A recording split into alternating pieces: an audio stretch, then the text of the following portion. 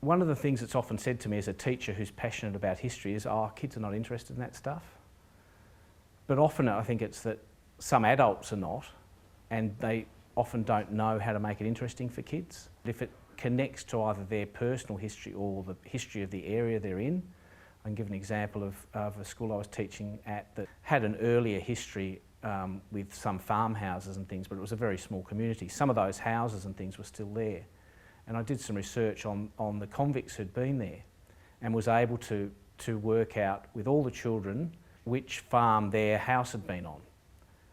And then we looked at convicts that had been assigned to both of the farmers, and were able to talk about those convicts having walked across maybe across their backyard. But it took me about 6 or 7 years to realise that kids can actually do this stuff as well, that it's all about putting the pieces of the puzzle together.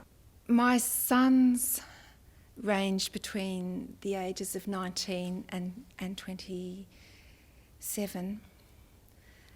They are at the stage of their life where they pat me on the head and say, "Chill, Mum," but I secretly suspect they're proud of what we've uncovered about our ancestors and that they will carry forward those stories with their children. I find it kind of special, because we have so many with different stories, and all these people, I came from it, and I find that kind of special because so many of them were convicts.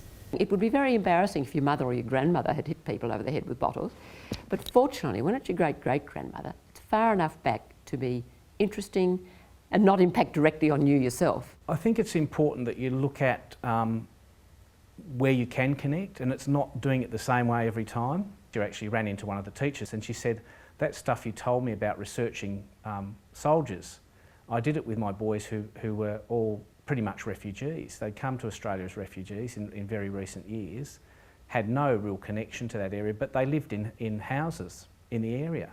They started researching the lives of soldiers from that local area, and even though they didn't have a family connection, they got to know the big story through these characters who'd actually been in houses and the streets that they were now walking."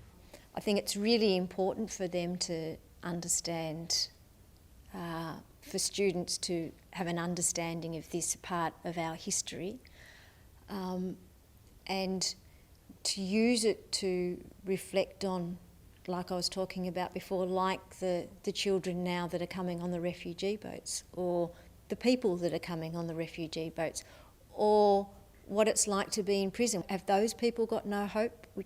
Is that why they behave the way they are? Is our society not providing a way out for them or a way forward? One of the most important things that we can do in regards to the convict legacy is to make it interesting for the younger generation. I find it appalling that the national curriculum has eliminated the local studies component, because it's the local studies that make it really important for young people to understand history. I didn't think I had any convict ancestors, but I have a lot, and so other people might have a lot.